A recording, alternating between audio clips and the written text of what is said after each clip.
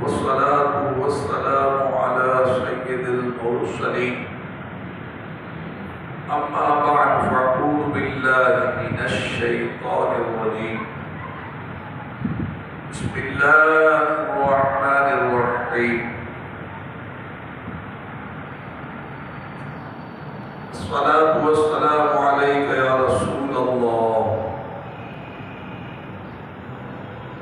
وعلى آلك وأصحابك يا حبيب الله الصلاة والسلام عليك يا نبي الله وعلى آلك وأصحابك يا نور الله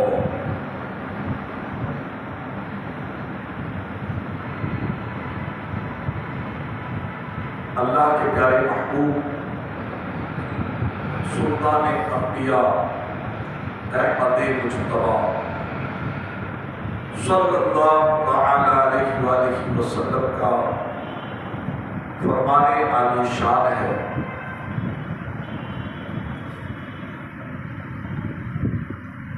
کہ کل بروز قیامت کو میرے سب سے زیادہ قریب ہوگا جس نے دنیا میں مجھ پر کثرت سے درود پڑے ہوں گے.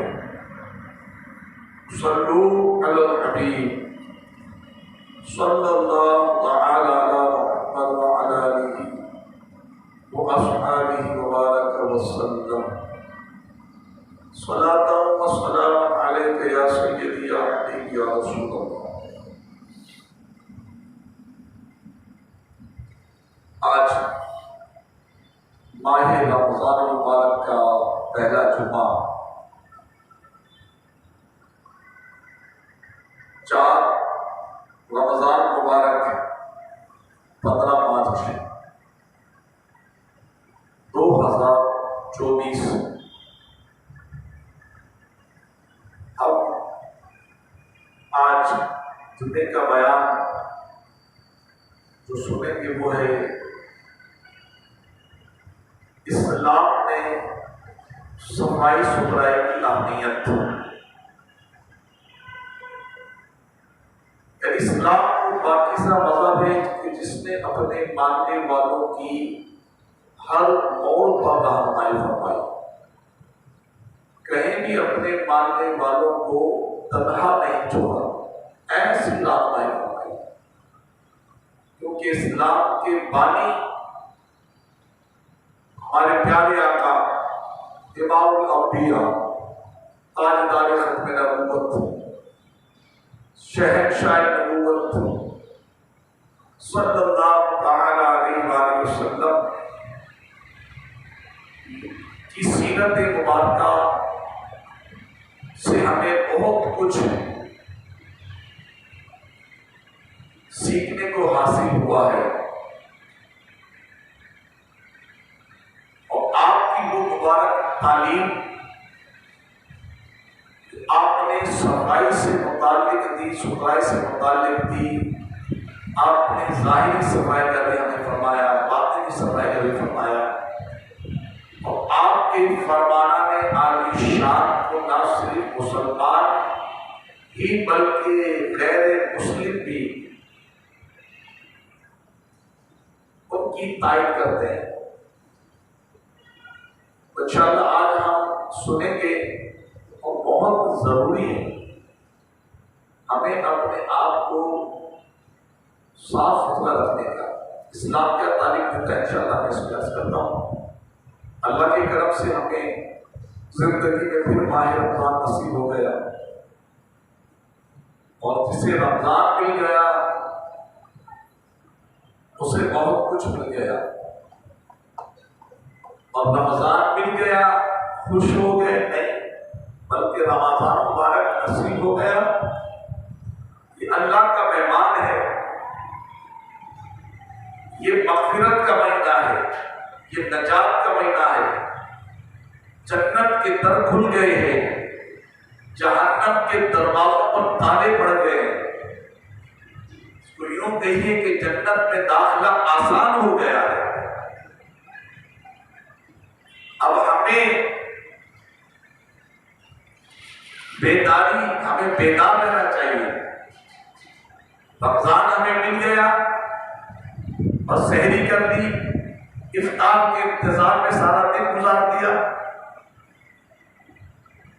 اور عبادتوں سے دور رہے، دیگر عبادت سے، ایسا نہیں، بلکہ فرض نماز کے وقت فرض نماز باجماعت پڑھنی ہے، تلاوت قرآن کرنی ہے، صبر سے کام لینا ہے، اپنی ذات سے کسی کو تکلیف نہیں دینی ہے، اپنا دن بھی عبادت میں گزارنا ہے، اپنی شب بھی عبادت میں گزارنی ہے،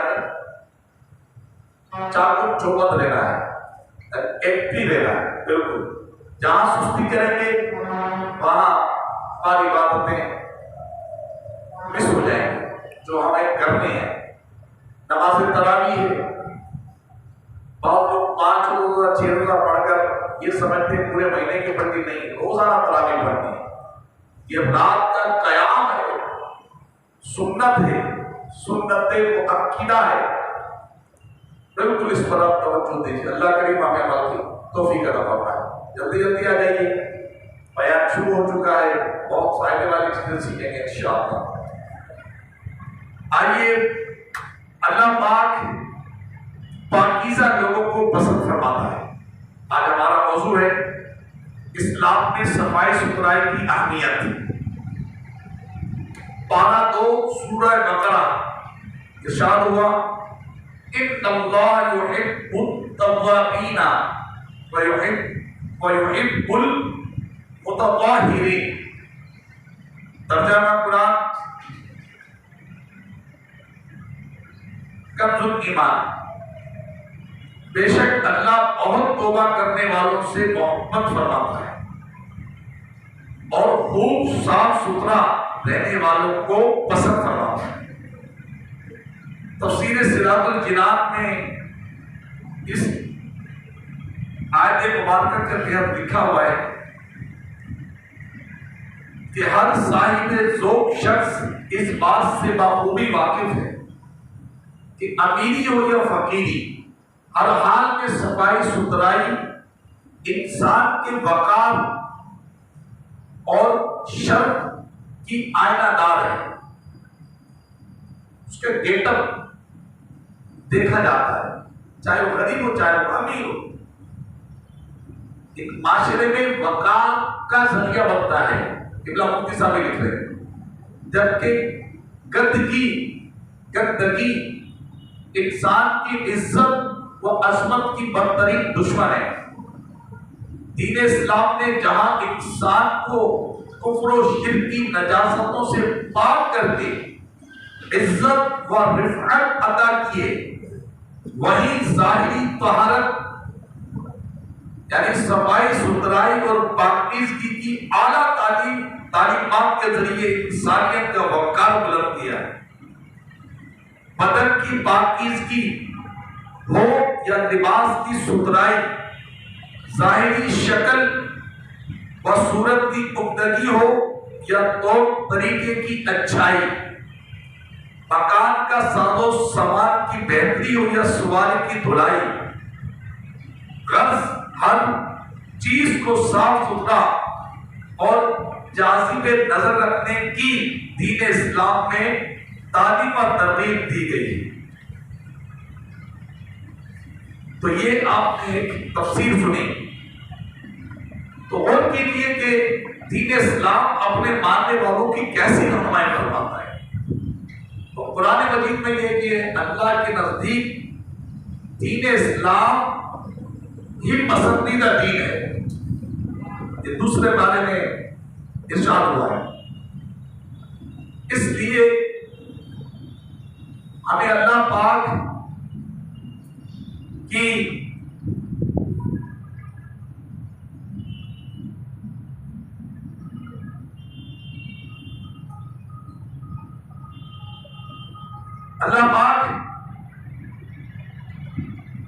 کہ پیارے محبوب کی پاکیزہ تعلیم کو زیور بنا لینا چاہیے اور بس اس پہ عمل کرنا چاہیے۔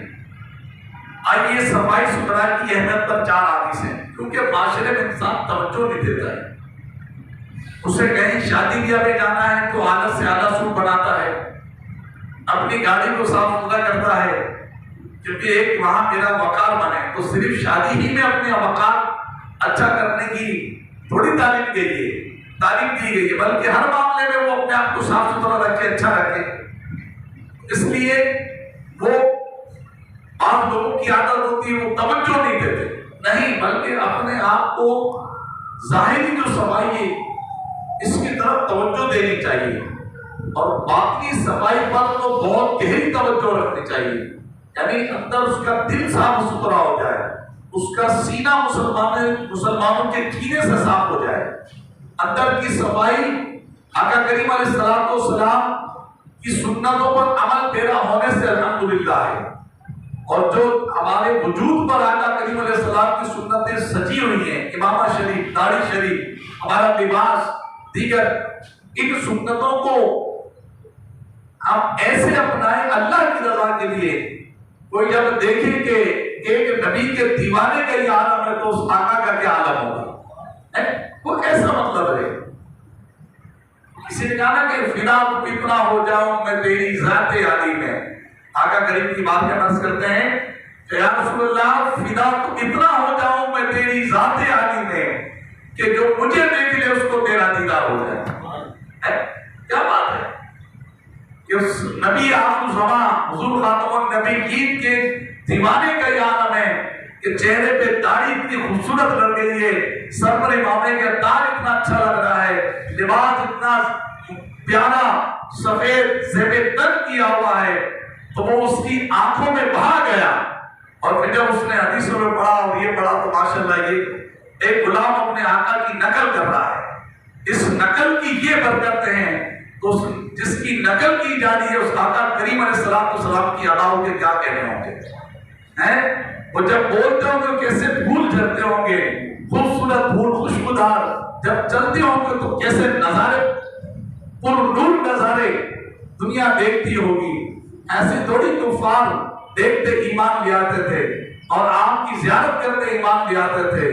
آقا کریم علیہ السلام کے ہم غلام ہیں، ہم ان کے امتی ہیں، ہمیں ان کی تعلیمات پہ عمل کرنا ہے۔ اسلام ہمیں صفائی ستھرائی کا درس دیتا ہے کہ آپ کو گھر میں کیسے صاف ستھرا رہنا ہے، آپ کو گھر کی صفائی کا کیسے خیال کرنا ہے، آپ کو اپنے وجود کی صفائی کا کیسے خیال کرنا ہے، آپ جس برتن میں کھانا کھا رہے ہیں ان برتنوں کی صفائی کا خیال کرنا ہے، آپ جس دسترخوان پہ کھانا کھا رہے ہیں اس دسترخوان کو کیسے صاف رکھنا ہے، آپ جس بستر پر سو رہے ہیں اس بستر کو کیسے صاف رکھنا ہے۔ کیونکہ اگر یہ نہیں کریں گے تو اگر چیز صفائی نہ کرنے کی وجہ سے اسمیل معلوم نہیں ہوگی، لیکن ہمارا برابر والا، ہمارے یہاں آنے والا مہمان وہ اس سے ضرور پریشان ہوگا، اگر بولے گا نہیں لیکن پریشان ضرور ہوگا۔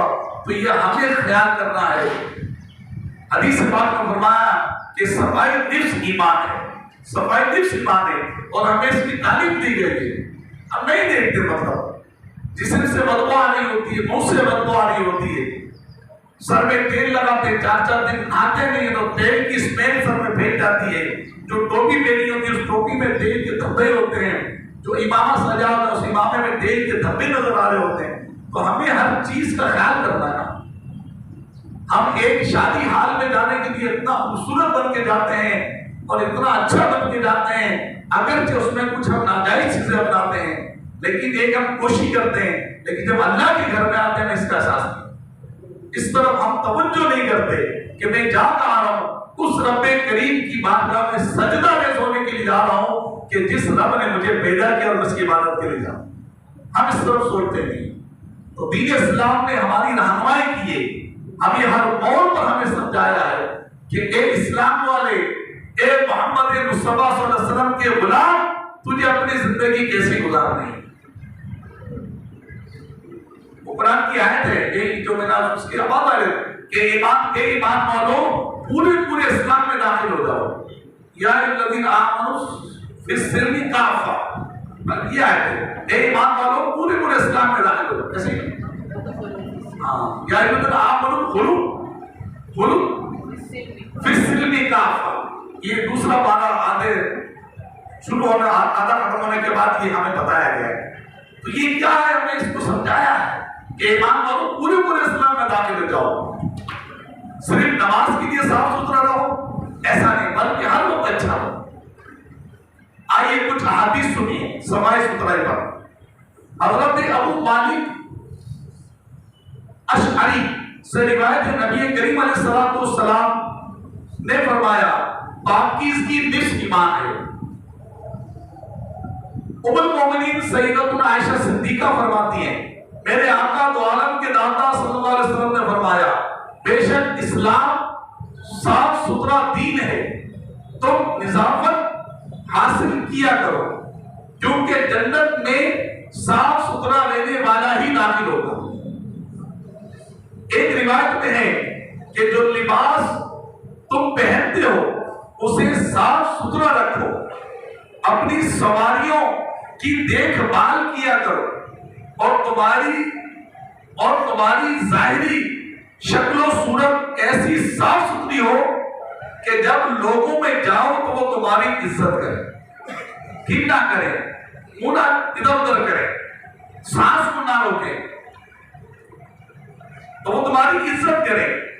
چوتھا فرمان ام المومنین سیدتنا عائشہ صدیقہ رضی اللہ تعالیٰ عنہ فرماتی ہیں ایک بار سرور ذیشان صلی اللہ علیہ وسلم باہر لوگوں کے بعد تشریف لے جانے لگے۔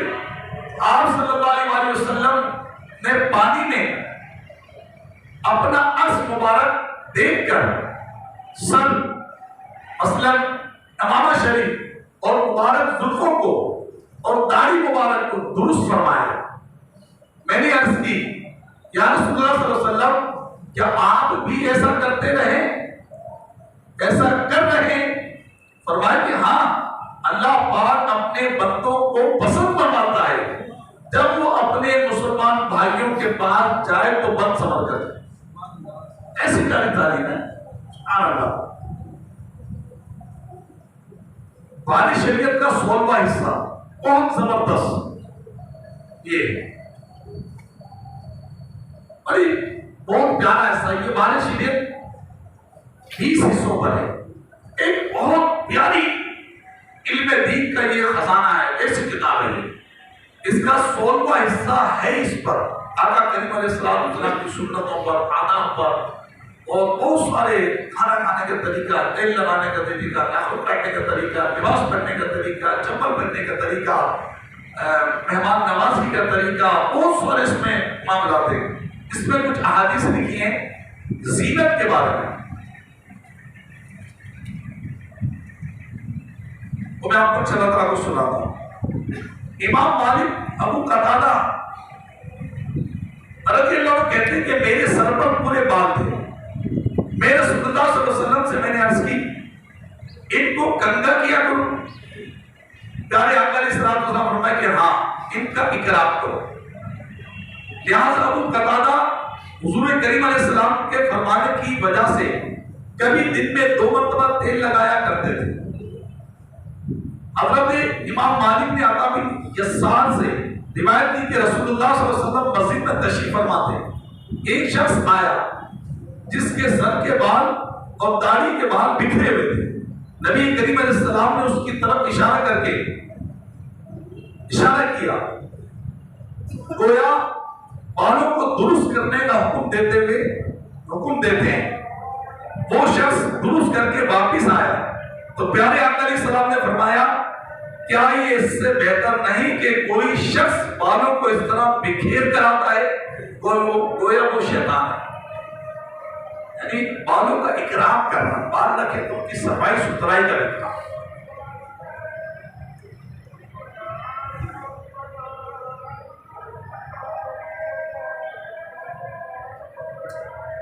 ابن عباس رضی اللہ تعالیٰ عنہ روایت کہ نبی کریم علیہ السلام نے فرمایا کہ اس پر پتھر کا سرما لگاؤ کہ وہ نگاہ کو جلا دیتا ہے، نگاہ کو جلا دیتا ہے، جلا یعنی تازگی دیتا ہے، اچھا کرتا ہے، اور پلکوں کو اگاتا ہے، پلکوں کے بالوں کو اگاتا ہے۔ اور حضور پاک علیہ السلام کے یہاں سرما دانی تھی جس سے ہر شب میں سرما لگاتے تھے، 3 سرائیاں اس آنکھ میں اور 3 اس آنکھ میں، یعنی سرما کو لگاتے 3 سیدھی آنکھ میں 3 الٹی آنکھیں، بعض روایت میں ہے کہ 2 سیدھی آنکھ میں 2 الٹی آنکھ میں، ایک سلائی آدھی الٹی آنکھ میں آدھی سیدھی آنکھ میں، ایک روایت فرمایا کہ 3 سلائی سیدھی آنکھ میں 2 سلائی الٹی آنکھ میں، اور یہ رات کو استعمال فرماتے ہیں۔ تو یہ طبی حساب سے بھی، صحت کے حساب سے بھی اور آنکھوں کے حساب سے بھی کہ رات کو سرما لگانا بڑا مفید ہے، لگا کے سو جاتا ہے انسان۔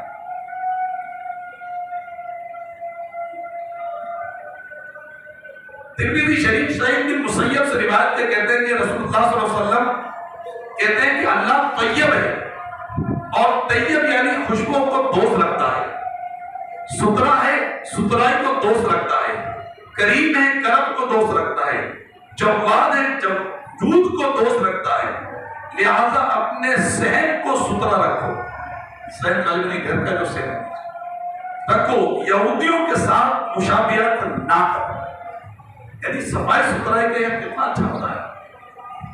بات گھروں میں ہوتی ہے، نہ مرد توجہ دیتا ہے نہ عورت کو اس کا احساس ہوتا ہے، بس جیسے بستر پڑے ہوئے، جیسے لباس پڑے ہوئے، بچے گئے کپڑے بدل کے تو وہ ایسے ہی پڑے ہوئے، کھانا کھا کے تو برتن ایسے ہی پڑے ہوئے، تو مطلب یہ اچھا نہیں ہے۔ سرکار فرمایا کہ اپنے صحت کو صاف رکھو۔ اطلاع سے آج رات کو مدنی چینل نور صحت جو صبح پروگرام ہوتا ہے شہری کا بہت پیارا تھا، دیکھنے کا بھی ہوتا ہے، تقریباً 2:30 بجے شروع ہوتا ہے اور شہری کے اختتام تک چلتا ہے، بہت سارے اس میں پروگرام ہوتے ہیں۔ اسی پروگرام میں تو ایک موضوع تھا اس میں، نگرانی شدہ نے 2 ڈاکٹروں کو روزانہ بلاتے ہیں، ایک اس پر گفتگو ہوتی ہے کسی بھی مرض کے اوپر، اس کی احتیاطیں، یہ مرض کیسے ہوتا ہے، اس کو حفاظت کیسے کی جائے، تو اس میں مطلب یہی آج جو موضوع تھا وہ صفائی کے اوپر تھا، صفائی ستھرائی کے اوپر، اور میں نے یہ تقریباً 3-4 دن پہلے یہ موضوع لے لیا تھا کہ یہ ہماری ذمہ داری ہے یار، ہم کچھ سمجھائیں، کچھ ہم سیکھیں اور لوگوں کو بتائیں۔ تو اس میں ڈاکٹر نے بہت بہترین باتیں بولتی ہے صفائی ستھرائی، اس میں یہ حدیث شریف بتایا کہ اپنے صحن کو صاف رکھیں۔ اب صرف صحن کو صاف رکھیں، کمروں کو گندا رکھیں، رومز کو نہیں وہ بھی صاف رکھیں، ایسا نہیں وہ گندے رہے، تو یہ جتنی صفائی ستھرائی ہوتی ہے اتنا اچھا ہوتا ہے۔ جراثیم پڑ جاتے ہیں، اب ہم اپنی ذات پہ لے لیں، اگر منہ کی ہم حفاظت نہ کریں صفائی کے حساب سے تو یاد رکھیے بہت ساری بیماریاں آنے لگ جائیں۔ ایک منہ سے بدبو آنے کا ایک بیماری ہوتی ہے، ایک بیماری ہوتی ہے، ایک غفلت ہوتی ہے، تو اس کا علاج ہم خود کریں یار، مسواک کا استعمال کریں کہ کیسے آئے، کپڑوں سے بدبو کیوں آئے، تو یاد رکھیے ایسی حالت میں مسجد میں آنا کہ کپڑوں سے بدبو آ رہی ہے یا منہ سے بدبو آ رہی ہے، سخت منع کیا ہے۔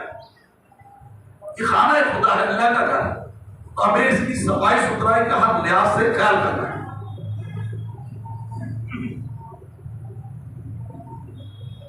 مسلم شریف میں حضرت عبداللہ بن مسعود سے مروی ہے کہ رسول کریم علیہ السلام نے فرمایا کہ جس کے دل میں ذرہ برابر بھی تکبر ہوگا جنت میں نہیں جائے گا۔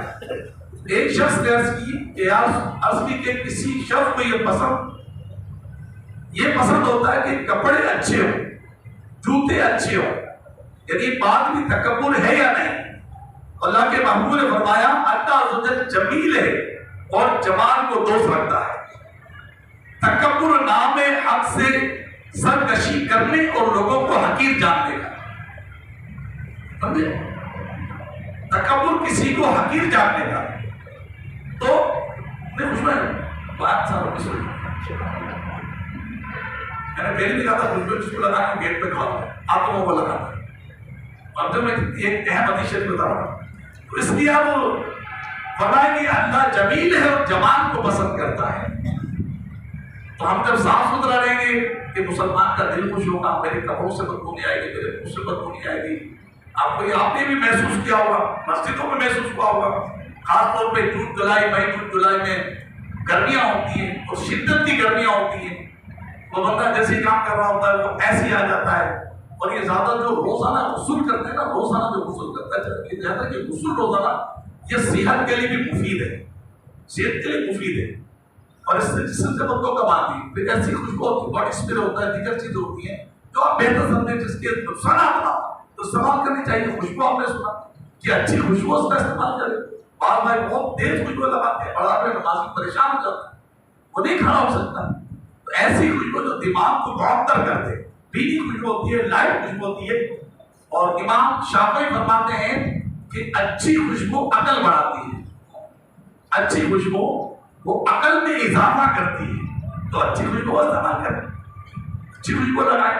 بھلے روزانہ سر میں تیل لگائیں، جب تیل لگائیں تو سر میں پھر اس کا خیال بھی رکھیں. ایسا نہ ہو کہ وہ تیل لگا لیا تو بس وہ لگا ہی دیا. کیا وہ اب نہانے 4-6 دن بعد ہو جائے تو کو نہانے سے کوفت ہوتی، وہ نہیں نہاتے، غسل نہیں کرتے. میرے خود سے ملے ہیں لوگ، جب سے روز نہانے نہیں جاتا، بڑا ڈر لگتا ہے. کیا ڈر لگتا ہے؟ نہانا چاہیے. سردی ہے تو کیا گرم پانی سے نہائیں، اور سردی بھی ٹھنڈے پانی سے نہاتے ہیں. تو اس لیے روز کا غسل کرنا یہ مفید ہے. اگر گھر میں پانی نہیں ہے، یہ نہیں ہے، تو وہ ایک علیحدہ بات ہے. لیکن جو غسل فرض ہو جائے تو نہانا فرض ہو گیا. خیال کریں اپنی صفائی ستھرائی کا. پیارے آقا کریم علیہ السلام کے 6 پاکیزہ نام.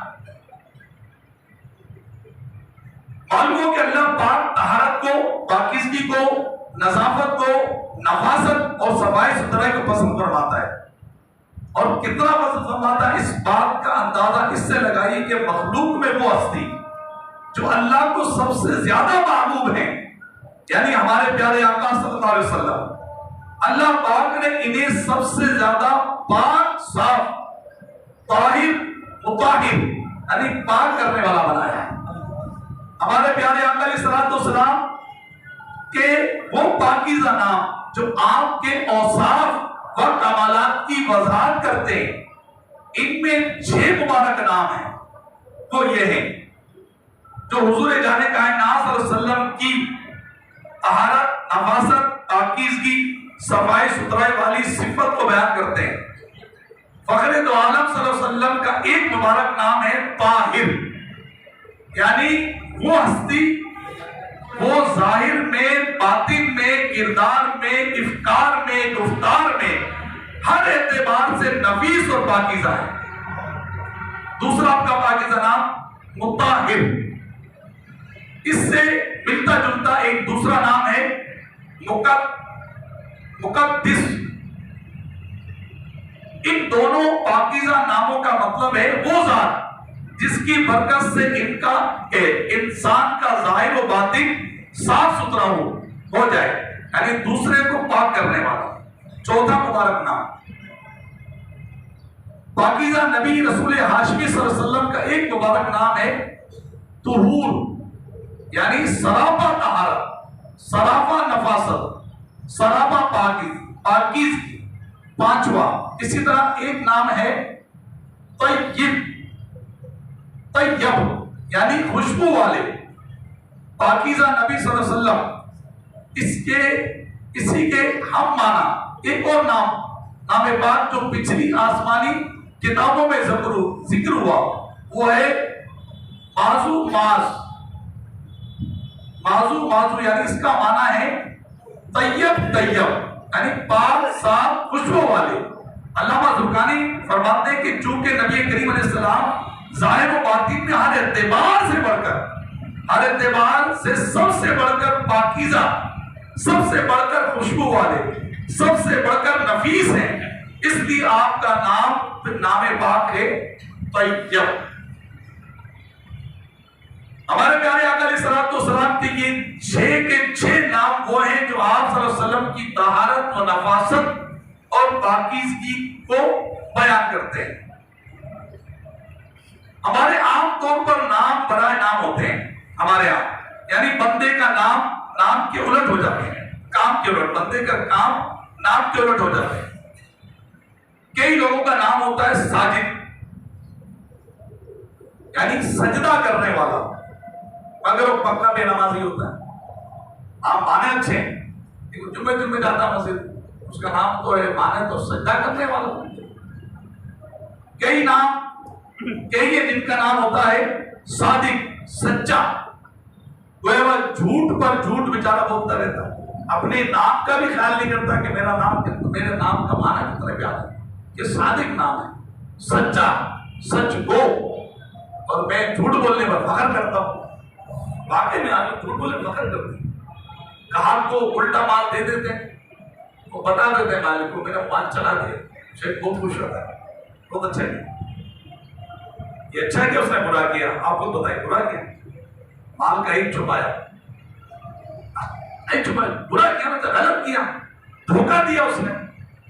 یہ اسلام اس چیز کی منع ہے، اس کی ممانعت کرتا ہے. عیب ظاہر کر دی جائے، اس میں یہ ہے تھوڑے پیسے کم ملیں گے لیکن آپ کا وہ کمانا تو اچھا ہو جائے گا. لیکن اس کو لوگ فخر سمجھتے ہیں، دھوکہ دینا، جھوٹ بولنا، کسی کو جھاڑ دینا اپنی گفتار کے اس سے، وہ سمجھتے ہیں کہ بولنا بہت آتا ہے لیکن دل آزاری کرنا یہ تو اچھا ہے، گناہ کے کام ہے. تو اسلام ان چیزوں کی ممانعت کرتا ہے. ہمارے پیارے آقا علیہ الصلوۃ والسلام جب دنیا میں تشریف لائے تو بالکل صاف، بالکل پاک و صاف تھی. آپ کی امی جان حضرت آمینہ رضی اللہ عنہ فرماتی ہیں میرے لبتے جگر شاہ خشکو تر دنیا میں تشریف لائے تو بالکل پاک و صاف تھے، کسی قسم کی کوئی آلودگی بدن پر نہیں تھی، ایسی ولادت ہوئی.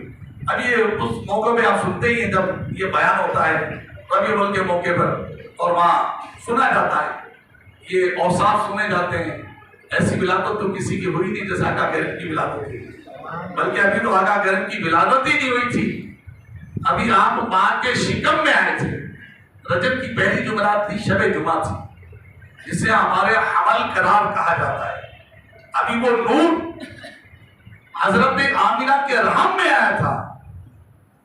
تو قریش کا ہر جانور وہ بول اٹھا تھا، اللہ نے اسے قوت گویائی عطا فرما دی تھی اور اس نے یہ بزبان فصیح کہا کہ اللہ کا نور اپنی ماں کے شکم میں تشریف لیا ہے.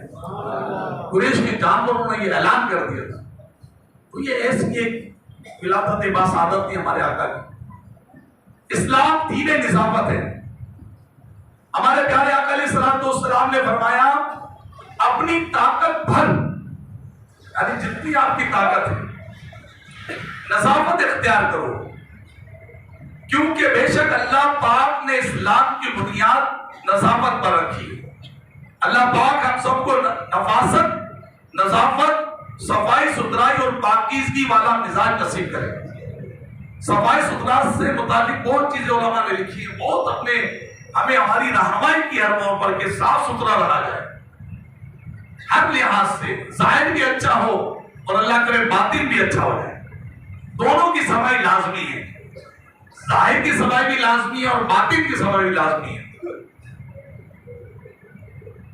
اسلام دین نظافت ہے. آج کل ویسے بھی دنیا بھر میں صفائی ستھرائی پر بہت زور دیا جا رہا ہے.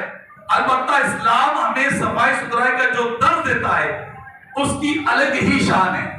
آئیے کچھ باتیں سن لیجیے تو بہت ساری لکھ کچھ عرض کر دوں. اسلام میں صفائی ستھرائی کی تعلیم نہیں، یہ عارضی اور مصنوعی صفائی کی حد تک نہیں، بلکہ اسلام ہمیں حقیقی صفائی کا اور گندگی کی جڑ کو ختم کرنے کا درس دیتا ہے. اس کی ایک مثال سمجھیے کہ آج کل منہ سے بدبو آنے کا کافی مسئلہ ہوتا ہے. اس کی وجہ غذائیں ہیں، اس کی وجہ غذائیں جو منہ سے بدبو آتی ہیں.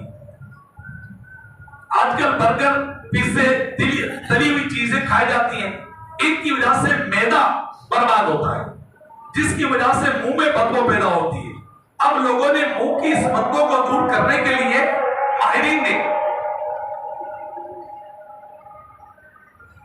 کے لیے کیا کیا؟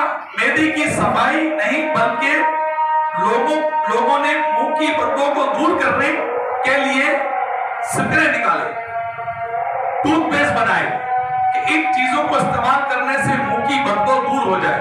ان طریقوں سے منہ کی بدبو ختم ہو جاتی ہے، مگر اس بو کا جو اصل سبب ہے یعنی معدے کی خرابی، یہ سبب ختم نہیں ہوتا. بہت کی کوشش مطلب یہ ہو جائے، صحت تھوڑی ختم ہو جائے گی، وقتی طور پہ منہ کی بدبو ختم ہو جائے گی، لیکن معدہ خراب ہے اور معدہ درست رکھنا یہ ہو سکتا ہے لیکن رکھا نہیں جاتا. ابھی گھر میں کھانا کھایا، دوستوں کے ساتھ برگر کھا لیا. ابھی گھر میں کھانا کھایا، دوستوں کے ساتھ ایک پیزا کھا لیا. ابھی برگر کھایا، ابھی گھر میں کھانا کھایا، دوستوں کے ساتھ چلو چٹپٹی چیزیں باہر جا کے کھا لی. بھائی معدہ تو ایک حد تک ہی اپنے پر لوڈ برداشت کرتا ہے.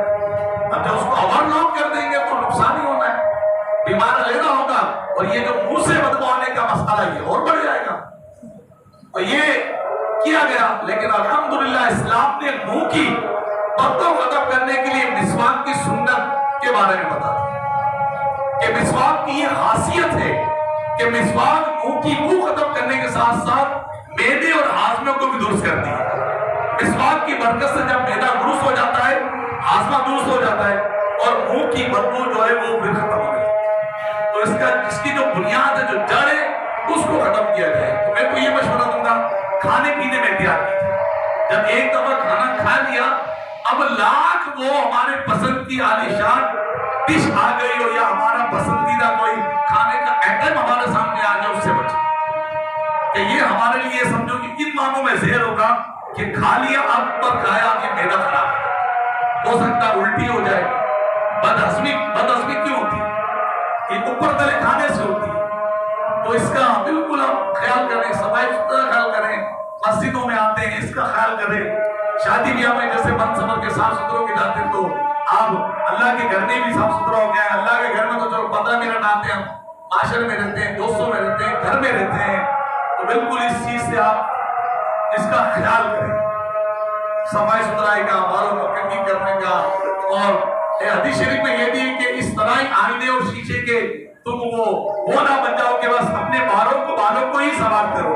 ایک حدیث شریف میں آقا کریم علیہ السلام نے کنگھا کرنے سے منع فرمایا، لیکن وہ اس کے معنی محدثین لکھتے ہیں یہ کہ بالکل کنگھی کو نہ پکڑ لو اور شیشے کو نہ پکڑ لو۔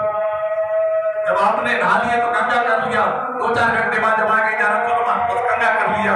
اب وہ آج کل بالوں کی کٹنگیں زیادہ نوجوان سے عجیب قسم کے بال بنانے، اللہ معاف کرے کہ وہ کبھی تو ایسا لگتا ہے کہ یہ مسلمان ہے یا تو کرسچن کیا ہے، عجیب سے مطلب بال ہوتے ہیں عیسائیوں جیسے۔ وہ آج کل چلنے آج کل تو وہ اوپر بسے بعض ہم جب چھوٹے تھے تو وہ کوئی میچ وغیرہ آتے تھے، وہ ہندوؤں کی ایک دیکھتے تھے، وہ اوپر اتنے سے بال ہوتے تھے، صرف اتنے سے بال ہوتے تھے، سائڈیں پوری خالی ہوتی تھی۔ یہ ہوتا تھا، شاید آپ لوگ سمجھتے ہوں گے اور میں نے بھی دیکھا تھا۔ آج کل وہ کٹنگ عام ہو گئی ہے، تو ایسا نہ، فیشن ایسا بنائے، ایسے طریقے بنائے جس سے اللہ اس کے رسول راضی ہو جائیں۔